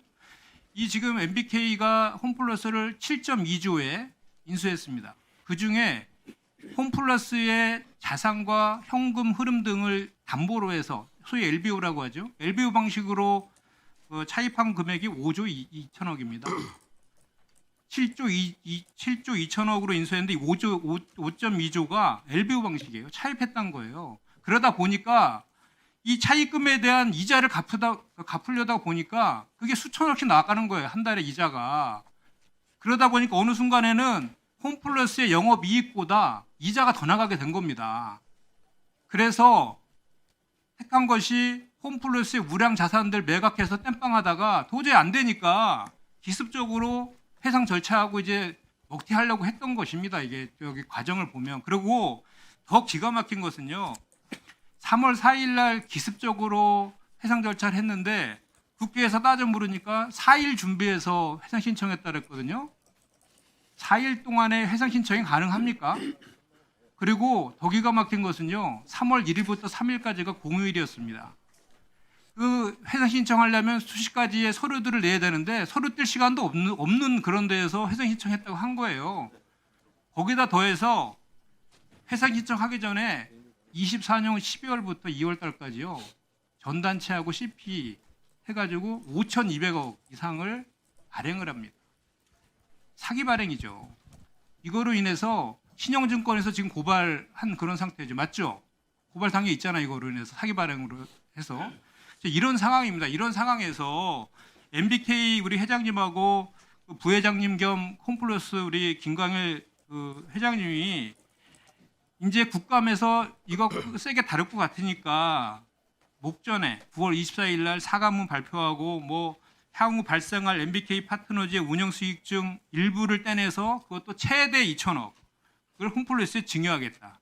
이것도 뭐 무슨 말인지 솔직히 모르겠고 또 한 가지는 제가 확인해야 될 것이 혈세가 들어간 국민연금 9천억도 여기 물려 있습니다. 김광일 회장이 맞죠? 그냥 대라고 하세요. 다 알고 있는 내용 묻는 거니까. 원금, 시간 좀 끌지 마시고. 예, 원금 잠깐만요. 6천억 중에서 잠깐만요. 지금 회수 안 된 게 2,800억입니다. 자 그러면은 그 지금 그 사과문 발표하면서 국민연금이 보유한 상한조나 우선조도 투자원금 회수가 가능하도록 최선을 다하겠다 이렇게 했어요. 맞죠? 예, 그렇습니다. 이거 어떻게 하겠다는 겁니까? 도대체 최선을 다하겠다는데 어떻게 최선을 다할 거예요? 잠깐만요. 어차피 뭐 애매하게 할 거니까 제가 계속 하겠습니다. 자, 아까 우리 김병주 회장님께서 아까 이제 아까 처음 시작할 때 사과도 하시고 이 문제 해결에서 최선을 다하겠다, 사회적 책임을 다하겠다 이렇게 말씀하셨잖아요. 그죠? 그 관련해 가지고 5월 달에 1,000억을 출원을 하셨고 7월 달에 1,500억을 보증을 섰고 또 9월 달에도 좀 전에 얘기했던 2,000억에 대해서 증여할 계획이다. 이렇게 말씀하신 거 맞죠? 맞습니다. 네. 그러면 나중에 청산되면 1,500억 보증 쓴 건 돌려받는 거 아닙니까? 그냥 이거 끝이에요? 파산되면요? 아니 보증서 파산되면 예, 못 받습니다. 아니 보증 서서 본인들한테 회수될 금액들이 있으면 그 돈에서 회수 가능한 거 아니에요? 보증 쓴 건데? 그렇습니다. 예. 그렇죠. 그럼 돌려받는 거죠. 그러니까 실제 1,000억 한 건데 1,000억은 실제로 한 건 맞아요? 현금으로? 1,000억은 아까도 말씀드렸지만 집행이 됐고 다 그러니까 사용됐습니다. 5월 달에 다 사용됐습니다. 현금으로 예. 분명히 1,000억 출연했다는 거죠? 그러면 그거 잠깐만요. 그거 1,000억 출연한 거에 대해서 구체적인 날짜하고 그 세부 내역 좀 제출해 주세요. 네, 그러겠습니다. 그리고 이제 그 국민연금 대해서 구체적으로 어떻게 할 것인가에 대해서도 좀 답변을 좀 해주시기 바랍니다. 그리고 이제 제가 우리 권대영 부위원장님 예. 조금 전에 LBO 방식 예, 그 예. 문제 있다. 사모펀드 관련해서 용역 결과 나왔다고 했잖아요. 예. 이 LBO 방식이 자기 자본의 400%까지 지금 되어 있는데 예. 너무 과도하지 않습니까? 이게 이제 LBO 방식의 가장 큰 폐해가 이 햄플러스 이 사태거든요. 예. 그거에 대한 이제 점검이 좀 필요해 보여요. 예. 네. 일반적으로 LBO가 허용이 될 수도 있고 안 되는 경우도 있는데 제가 한번 잘 살펴보도록. 네. 그리고 공정거래위원장님 제가 오전에 예. 이거 지금 극약 처방해야 된다. 지금 다 네. 들으셨잖아요. 네. 수차례. 네. 충분히 이제 상황 파악을 했을 거라고 좀 생각을 하거든요. 예, 그렇습니다. 공정위 차원에서의 극약 처분 외에도 제가 아까 얘기했던 예. 그 출입국 관리법 11조에 근거한 입국 금지 그것도 긍정적으로 검토해 주시기 바랍니다. 예, 검토해 그렇게 해야지만이 그렇게 결과론적으로 하라는 것이 아니라 그렇게 극약 처분을 해야만이 저분들이 이 사태의 심각성에 대해서 대한민국 국민들 30만 명의 눈에 침을 나게 하는 것들이 얼마나 심각한 사회적 책임을 하지 않는 것인지를 깨닫게 해줘야 됩니다. 이 사회적 책임위원회 설치도 어제 발표했어요. 10월 22일 출범한다고. 네. 아니 이게 우연인지 필연인지 몰라도 너무 공교롭지 않습니까? 지난 3월 4일부터 지금까지 해왔던 행태들이 그리고 지금 한 가지만 좀 더 하겠습니다. 지금 뒤에 지금 참고인들 나와 계신데 윤병도 의원님이 부르셨는데 한마디도 못하셔서 제가 좀 시간을 드리려고 하는데 아까 전단체 피해자분이 잠깐 말씀하셨는데 홈플러스 입점 대표님이 나와 계시죠? 참고인으로 뒤에 계시죠? 잠깐 나오셔가지고요 어떤 피해가 있는지 좀 직접 한번 좀 말씀해 주시죠. 네, 안녕하십니까. 홈플러스 입점점주 협의회 대표 김병국입니다. 계속 제가 지금 그 뒤에서 듣고 있는데요. 참 답답합니다. 일반 국민인 저로서는 지금 비현실적인 자리이고요. 뭔지를 잘 모르겠어요. 그리고 더군다나 더 비현실적인 게 뭐냐면 5천억을 받았다, 7천억을 받았다, 1,000억에 사제출을 한다라고 하는데 저희는 단돈 1,200만 원이 없어가지고 퇴점을 못 하고 있습니다. 원상복구 비용을 저희들이 홈플러스에 내야 되기 때문에요. 단돈 1,200만 원이 없어서 퇴점을 못 하는 상황입니다. 지난 8개월간 홈플러스가 정상화를 하기 위해서 노력을 했다 하는데 저희들은 사실상 피부에 닿는 그 어떠한 노력도 이루어지지 않았다고 생각을 하고 있고요. 입점 점주들은 본인들이 판매한 판매 대금을 최장 60일간 홈플러스에 묵혀놨다가 저희 정산받고 있습니다. 그 과정 중에 저희는 한전에 그 정기 대금이 미납됐다, 국민연금이 미납됐다는 것 때문에 항상 불안해하고 있습니다. 우리 돈이 언제 정산이 막힐지를 모르는 그런 현실 속에서 저희들은 항상 불안해하고 있습니다. 이 와중 중에 지금 현재 홈플러스는 정상을 위해서 아무런 노력도 하지 않다 보니까 저희들의 매출은 계속 급감하고 있고요. 자영업자들은 실질적으로 이 명절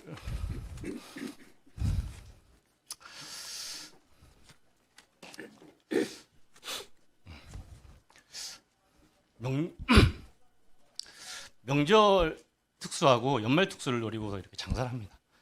근데 이번 명절 때 어떤 점주님은 하루에 5만 원 팔았답니다. 홈플러스 내부에 입점되어 있는 점주님인데 하루에 5만 원 팔았다는 그 이야기를 듣고서 정말 너무 마음이 아팠습니다. 저희 입점 점주들은 정말 많은 게 있지만 감사합니다. 꼭 이 자리에서 요청드리고 싶은 게 딱 3가지가 있습니다. 첫 번째는 더 이상 이렇게 현실적이고 비현실적이고 피부에 와닿지 않는 그런 내용들을 더 이상 논하지 않고요. 정말 정부와 국회가 적극적으로 개입해서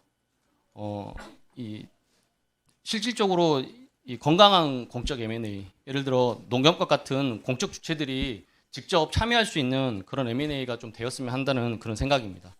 그 속도감도 사실은 저희들에게는 너무나 절실합니다. 그리고 두 번째로는 지금 현재 폐점이 보류됐다라고 이야기를 하고 있는데요. 현실은 그렇지 않습니다. 모든 제품들이 지금 다 철수가 돼 있는 상태고요. 홈플러스에 내장하는 고객들이 텅 비어 있는 곳을 보고서 그냥 나가는 상태입니다. 이런 부분들이 진짜 개선이 되지 않고 이렇게 지금 근 한 달째 계속되고 있는데 오히려 폐점 절차를 진행했었고 그에 따라서 보상을 받았던 점주들이 부럽다는 볼멘 소리가 지금 나오고 있는 상황입니다. 이 폐점 보류로 인해서 지금 피해를 받고 있는 큰 점주들에게 희망하는 그 업체에 대해서는 퇴점에 대한 협의가 계속 이루어지기를 좀 바라는 부분이고요. 이제 짧게 마무리 부탁드립니다. 네. 그리고 홈플러스는 빈 공간을 더 이상 방치하지 말고 좀 활성화 방안을 마련해 주셨으면 좋겠습니다. 그리고 마지막으로 지금 8개월간 더 이상 버티는 데 지쳐 있습니다. 저희들 입점 점주들 긴급 경영 자금이 좀 필요합니다. 이 부분 좀 적극적으로 검토를 좀 해주시기를 정말 간절히 바라고요. 끝으로 이런 자리에서 이렇게 구체적이지 않고 수박 거달기식의 답변은 좀 충분하지 않다고 생각합니다. 윤한홍 위원장님 정말 간곡히 간청드립니다. 홈플러스 청문회 꼭 개최 약속해 주시기를 부탁드리겠습니다. 김병주 회장님, 단도직입적으로 묻겠습니다. 오늘 하루 종일 나온 얘기인데 홈플러스 M&A 의지가 있느냐, 회생을 할 거냐, 이거에 대한 확답을 주세요. 그렇게 했을 때 국회에다 무엇을 도와줘야 될지를 얘기하십시오. 네, 인가전 M&A에 대한 그 의지는 확고합니다. 회생할 거예요? 회생해야죠. 무조건 해야죠. 요구할 게 있습니까? 자, 무엇을 도와드리면 할 수 있습니까? 여러 가지가 있는데 저번에 미팅에서 말씀드렸는데 저희가 그럼 서면으로 제출하면 돼요. 있다는 거죠. 합약한 겁니까? 자, 마무리해 주세요. 하겠습니다. 예. 자, 먼저 김광일 대표한테 물어보겠습니다. 11월 10일 날까지 인수자를 찾을 가능성이 있습니까? 지금부터 공개 모집해서 노력하고 있습니다. LOI 제출하는 거기 때문에 11월 10일까지 못 찾으면 법원에다가 인가전 M&A 연장 신청하실 겁니까? 그 부분은 법원하고 저희가 협의해봐야 됩니다. 아니, 신청하실 거예요, 안 할 거예요? 여기 답을 확실하게 하십시오. 그러니까 신청 여부도 법원에 협의를 하고 하게 돼 있습니다. 우리가 마음대로 일방적으로 못하게 돼 있습니다. 의지를 묻잖아요. 의지를 본인의 의지를 연장 요청하겠습니다. 연장 요청하겠어요? 의지 있습니다. 예. 만일 그게 안 받아들여서 청산으로 법원이 가겠다 그러면 어떡할 겁니까? 본인들이 직접 운영을 해서 회생 살릴 자신 있으세요? 할 겁니까? 나중에 추가 시간. 여기서 지금 너무 가정적인 얘기였어요. 송구합니다. 제가 답변드리기 좀 어렵습니다. 자꾸 이제 여기 이 홈플러스만 끝나면은 이제 MBK가 이거 탁 털고 나가가지고 다른 또 사모펀드 사업 할 수 있을 거라고 생각하시는데 이미 오늘 국민연금이 대체 투자에 대해서도 이 사모펀드 같은 거에 대해서 스튜어드시커도 활동하겠다 그랬고 지금 그 금융위원회 국감할 때 은행들이나 증권회사들의 스튜어드십 활동들에 대해서도 다 점검할 겁니다. 국민연금이 MBK가 하고 있는 11개 펀드에 2조 5천억 투자를 했고 지금 1조 3천억 회수했고 7천억도 회수할 거 있고 5천억 투자하겠다는 거 다 알고 있어요. 지금 자산 위탁 운영 계약 회의하게 되면은 MBK가 이런 사회적인 비난하는 반응을 활동을 하고 금융기관 제재를 받게 되면 그 돈 회수할 수 있게 된다는 것도 다 알고 있습니다. 만일 홈플러스 사태 해결 안 되면은 MBK가 한국에서 발붙이기 어려워요. 명심하시고 대충 하다가 먹튀하겠다 이런 생각 절대 하시면 안 됩니다. 꼭 살려야 됩니다. 홈플러스. 예, 명심하겠습니다. 네. 그 이완 대표에게 묻겠습니다. 지금 피해자가 얼마나 되고 지금 지금 실정이 어떤 건지 저렇게 이제 MBK가 홈플러스에서 먹튀하겠다 그러게 되면은 이 전단체 피해자들이 어떻게 될지를 몰라요. 여기서 확실하게 책임을 물어야 됩니다. 네, 저희 피해자들이 전체 4,019억으로 알고 있고요. 그중에 한 2,075억 676명이고 이 중에는 조그만 법인 피해자들은 포함되어 있지 않습니다. 그래서 지금 MBK는 정확한 명칭을 밝히지 않는데 사실 홈플러스가 정상화되는 것만이 저희 피해 회복이 지름길이라 생각합니다. 저희 피해자들은 대부분 1억에서 3억 정도의 아주 작은 돈 평생 모아서 여기 투자했던 돈들입니다. 지금 대부분 수면 장애, 불면증, 우울증으로 고생하신 노인네들이 너무 많고요. 부모님이 맡겨놓은 돈 여기 투자했다가 날라가서 가족들한테 지금 들킬까봐 조마조마하신 분들, 자녀 결혼 자금들 투자했는데 이 돈이 결혼시키지 못할 정도로 불안하고 회사가 지금 망할 지경입니다. 자, 마무리해 주세요. 그래서 예. 저희는 MBK 김병주 회장님과 아까도 말씀드렸지만 홈플러스가 빨리 정상화되고 저희 피해 회복이 할 수 있도록 홈플러스 사제 출연만이 김병주 회장님이 하는 것만이 모든 해결책의 출발점이라 생각합니다. 그래서 빠른 시간 내에 결정해 주시기를 단곡하게 다시 한번 호소드리고 싶습니다. 예, 두 분께 묻겠습니다.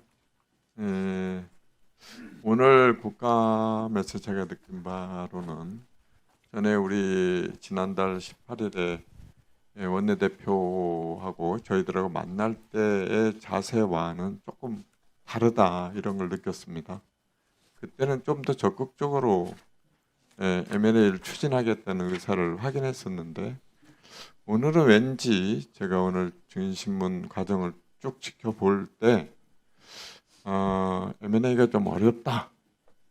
이게 조금 더 비관적으로 보이는데 혹시 그렇게 느끼고 계십니까? 현장에서? 김광일 부회장님이. 쉽지 않은 건 맞습니다. 맞습니까? 하지만 저희 의지는 확고합니다. 저는 그럼에도 불구하고 두 분께서 이 인가전 M&A를 위해서 최선을 다 해야 된다. 네? 그래서 아까 말한 대로 그런 조건의 성취를 위해서 계속 고민을 하셔야 된다. 이렇게 말씀을 드리겠습니다. 그리고 아까 제가 그 2천억에 대해서 좀 네거티브적으로 말씀드렸더니 그건 좀 포지티브로 해석을 해달라 이렇게 김병주 회장님 저한테 말씀하셨잖아요. 그 의미를 좀 더 명확하게 하고 싶어서 질의를 드리는데요. 만약에 M&A 실패해서 이게 파산 내지 청산으로 가도 그 피해자를 위해서 마지막까지 2천억을 증여할 의사가 있는 것으로 해석해도 됩니까? 좀 어려운 문제인데요. 예.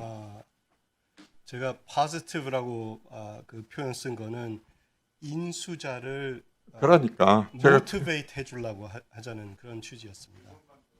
자, 1분 더 드리세요. 동기부를 주자고요. 예, 제가 그래서 그런 질의를 드렸습니다. 이 지금 대국민 상하원에 보면 인가전 M&A 인수인의 자금 부담을 덜어주기 위해서 2천억을 증여하겠다고 돼 있는 부분이 이걸로 반대로 해석해 보면 M&A가 실패하면 안 주겠다고 해석이 된다. 그렇게 말씀드렸더니 그렇게 해석하지 말고 좀 포지티브로 고민해달라. 요 얘기는 이게 M&A 실패해도 많은 피해자들이 양산될 거기 때문에 이 피해자를 위해서 2천억을 출연할, 증여할 의사가 있는 걸로 해석돼야지 저는 포지티브로 해석이 되거든요. 이 부분 다시 한번 말씀해 주시기 부탁을 드리겠습니다. 저는 실패 안 해야 된다고 생각합니다. 아니 그렇다면은 만약에 저도 안 해야 되길 정말로 바라는 사람인데 예, 만약에 안 된다면 어떻게 생각하십니까? 성사시켜야 합니다.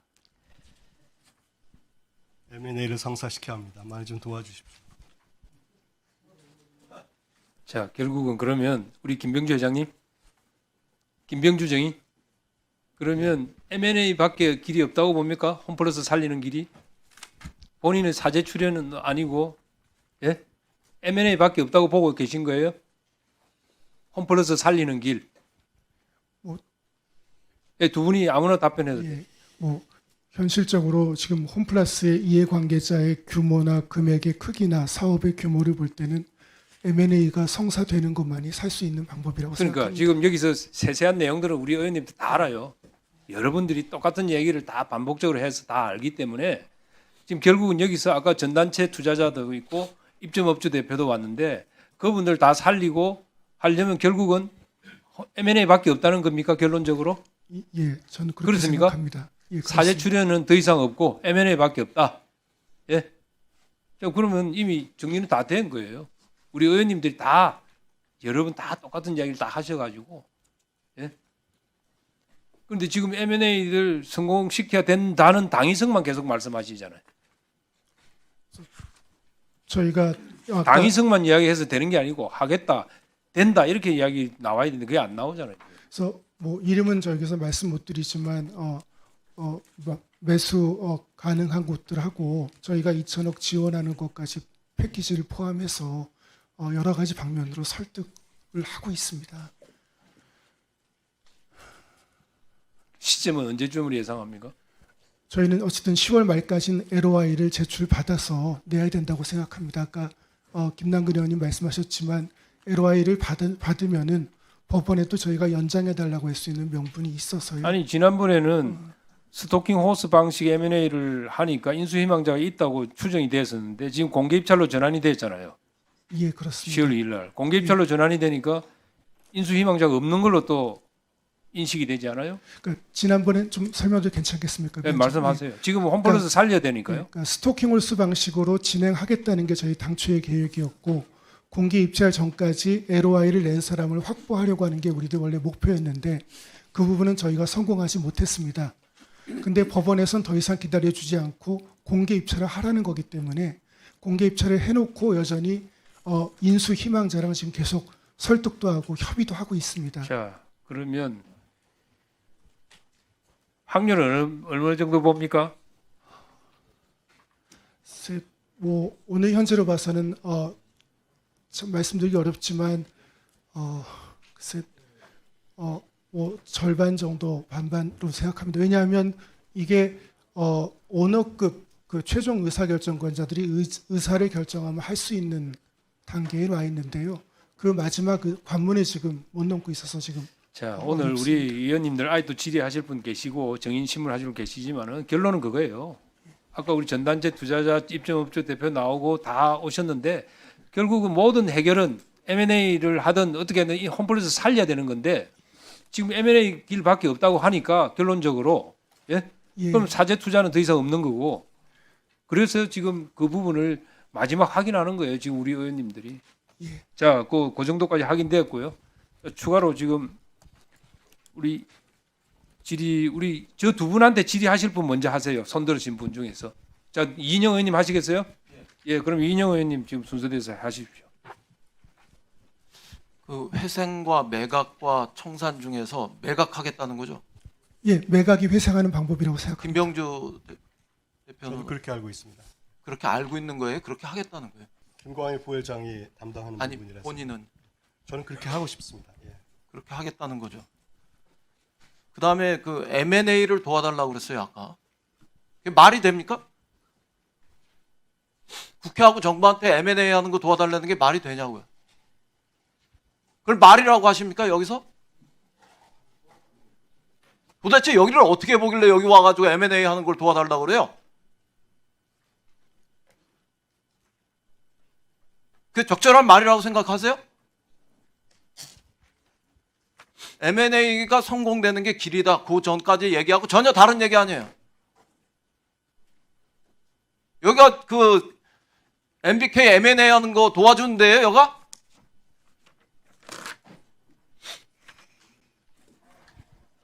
금융위 금감원 오신 분들 저런 얘기에 대해서 어떻게 생각하는 거예요 도대체? 그동안 뭐 했길래 저런 얘기가 나오는 거예요? 여기서 M&A 하는 걸 도와달라니.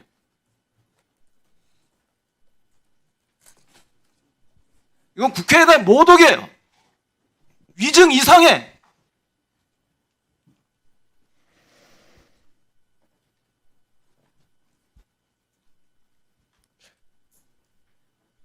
그렇게 하고 넘어가면 여기서 안 걸릴 줄 알았어요, 법적으로? 국회 모독죄예요, 이런 건. 금융위하고 금감원에서도 법적인 판단하시고 저는 우리 상임위에서 지금 그 M&A를 도와달라는 거에 대해서 국회 모독에 해당하는데 그 구체적으로 법적인 검토를 해서 대응해 주시기 바랍니다.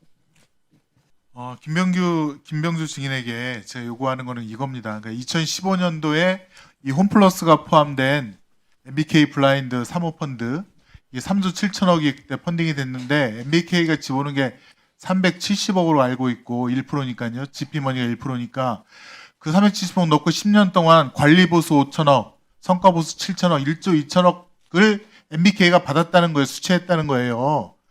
그래서 지금 저 뒤에 계신 분들 2025년 2월 달 전단체 발행할 때 그때 MBK 자금 사정이 정말 어려웠음에도 불구하고 시정증권한테 알리지 않고 전단체 발행해서 저분들 저렇게 피해를 입히고 삶에 대한 어떤 그런 것까지 고민하게 만들었으니 1조 2천억 갖고 그걸 갖다가 살려야 되지 않느냐. 그 펀드를 통해서 얻은 수익을 사회적으로 돌려줘라.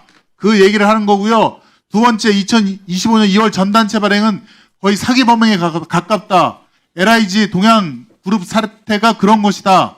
라고 하는 것이고 세 번째는 5천억 환원했다고 하는데 우리가 보니까 그중에 처음에 3천억은 이미 MBK가 연대보증을 쓴 금액 이 2천억이고 또 780억은 운영자금 대출을 쓰는 건데 그거는 우선 변제권이 있어서 어차피 홈플러스 자금으로 다 나가는 거기 때문에 이건 말장난이고 2025년 2월 또 2천억을 하겠다고 하는 거는 운영자금에서 하겠다는 건데 지금 운영자금 보니까 100억도 안 남았다는 거 아닙니까?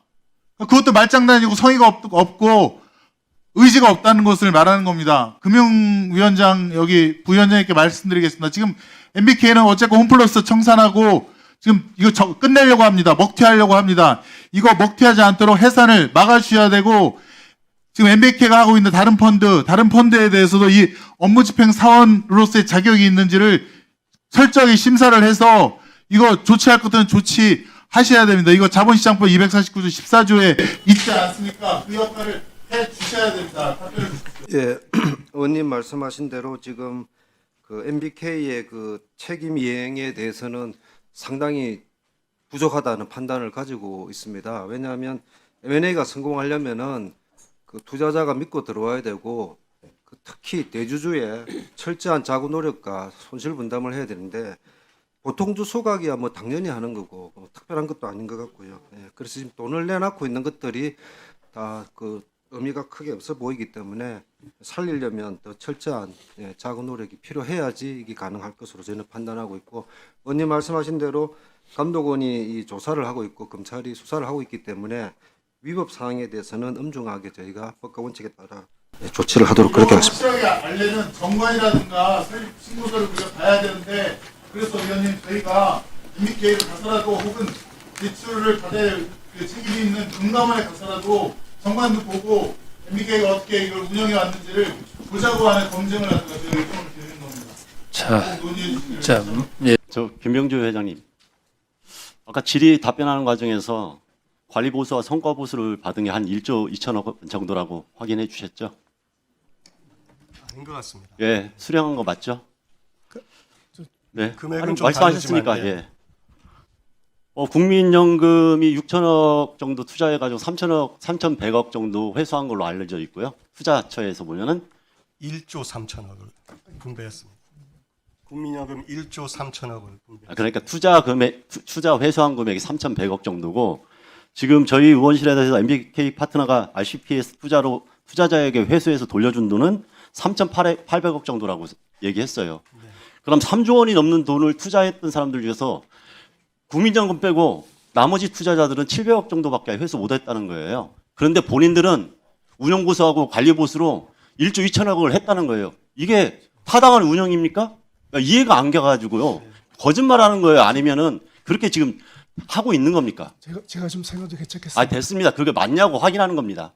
근데 아까 그렇게 답을 했기 때문에. 맞지 않습니다. 그렇게 그렇지가 않습니다. 아 그러면은 투자자들한테 얼마 정도 회수시켰습니까? 저기 우선주 투자자 본인들이 지금 1조 2천억 원 정도를 성과보수와 관리보수를 가져갔다고 하면 투자자들한테 훨씬 많은 금액이 갔어야 될 거 아닙니까? 그게 상식이잖아요. 의원님 성과보수와 관리소 그 금액을 가져간 바가 없습니다. 그러니까 아까 확인했잖아요. 아까 펀드에 대한 정말 대한 20년 잠시만요. 지금 시간이 없어가지고 제가 하나하나 꼼꼼히 못하고 확인만 하는 겁니다. 제가 왜 이 이야기를 하면은 우리나라는 유럽하고 다르게 모든 것들이 지금 비공개로 돼 있어가지고 이 사람들이 지금 무슨 짓을 하는지 국민들이 아무것도 모르고 투자자들도 몰라요. 어디 공시도 안 하고 투명성도 없고. 그래서 사모펀드의 약탈 이 행위가 계속 반복되는 거 아닙니까? 그래서 지금 확인하려고 하는 거예요. 거짓말하는지 마는지. 그런데 왜 또 말 돌립니까? 상식적으로 이해가 안 가잖아요. 본인들이 그렇게 1조 2천억 원 가져갔다고 하면서 3조 이상을 투자했던 사람들한테는 그 이상으로 줬을 거 아닙니까?